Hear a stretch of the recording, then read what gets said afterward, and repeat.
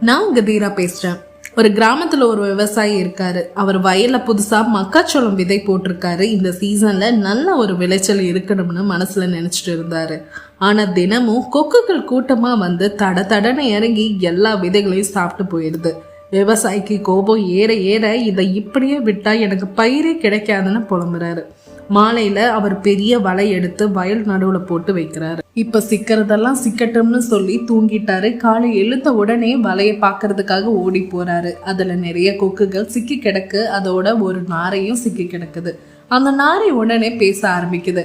ஐயா ஐயா, என்னை விடுங்க, நான் உங்க விதையை சாப்பிடவே இல்லை. நான் நல்ல பறவை. இந்த வழியா போயிட்டு இருந்தேன். அப்போ என் நண்பர்கள் இங்க உட்கார்ந்துட்டு இருந்தாங்க.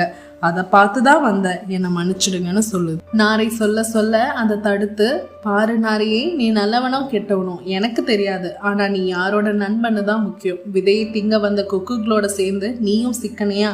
அப்போ அவங்களோட தண்டனையும் நீயும் அனுபவிக்கணும்னு விவசாயி சொல்றாரு. கதையின் கருத்து: நம்ம சேர்ந்து இருக்கும் கூட்டத்தை பொறுத்து தான் இருக்கு நம்மளோட மதிப்பும் மரியாதையும்.